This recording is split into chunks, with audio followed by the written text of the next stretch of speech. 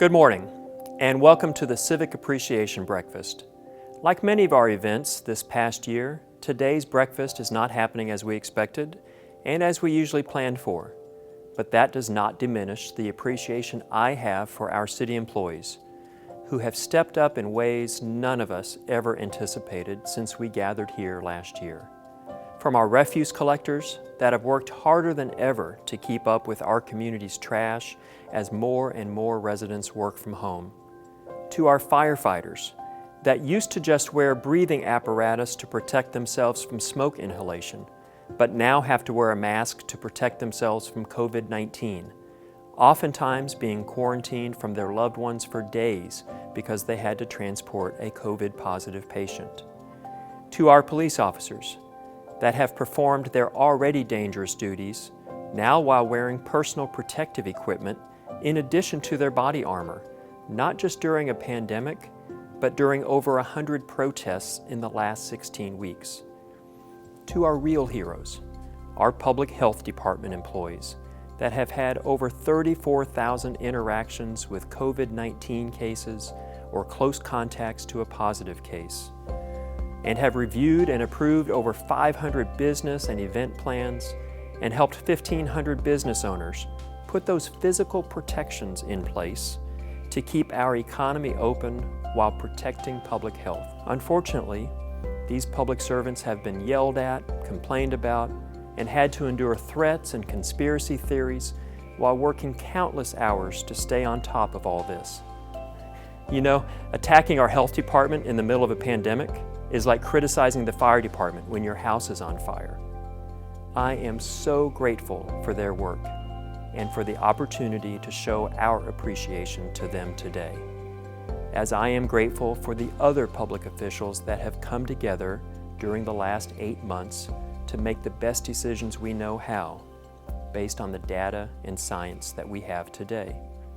Especially our school board members, county commissioners, college and university leaders, hospital administrators, epidemiologists, and public health experts. But I am especially grateful for the sacrifices each of you have made as individuals and businesses to follow the guidance and advice of our public health department and healthcare professionals. From families who have sacrificed time away from family and loved ones while they homeschooled their kids or telecommuted to work, to large companies like Veterans United, in addition to donating $500,000 to the city's pandemic relief efforts, VU has bought thousands of meals from scores of local restaurants and then donated them to our first responders, nurses, and unsheltered population. You have not just helped those in need, you have provided much-needed business to our locally owned restaurants. To small companies like Dogmaster Distillery, who pivoted their production line from great bourbon and whiskey to making hand sanitizer for our city employees, police department, and first responders. Or take companies like Equipment Share, our local technology and construction startup.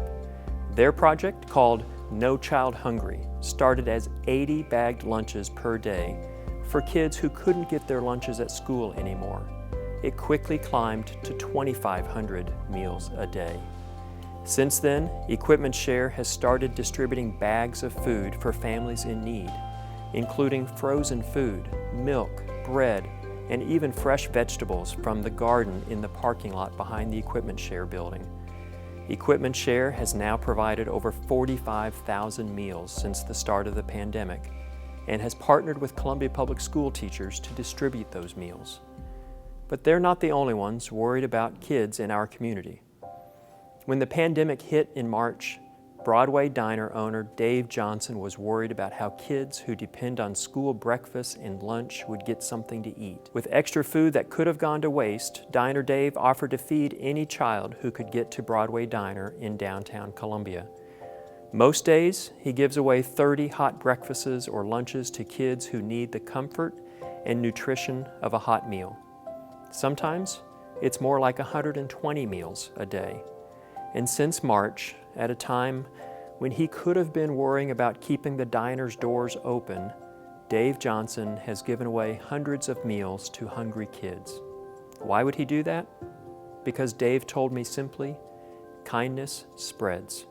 He started the KIND program, which stands for Kids in Need Diner. One of the first people that donated to the KIND program was a 12-year-old boy who brought his birthday money and donated it. Some people donated their stimulus checks.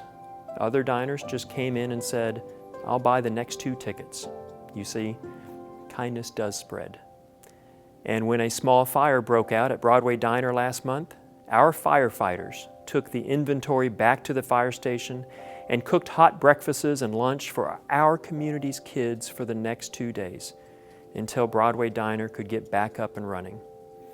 This morning, I am proud to announce that the Columbia Chamber of Commerce, through the continued generosity of Veterans United, is making a $500 contribution on behalf of the Columbia City Council to the Kids in Need Diner to support Broadway Diner's efforts. Like these businesses and many of our events this past year, we all are adapting to change and new challenges, pivoting to new solutions. But I am so proud of how resilient our community has been. This is a pivotal point in Columbia's history, but we have faced tough challenges before. When Academic Hall was destroyed by fire in 1892, our community came together not only to save the contents of Academic Hall, but to save the very university itself. That tragedy also led to new laws and regulations and building codes that made our community stronger.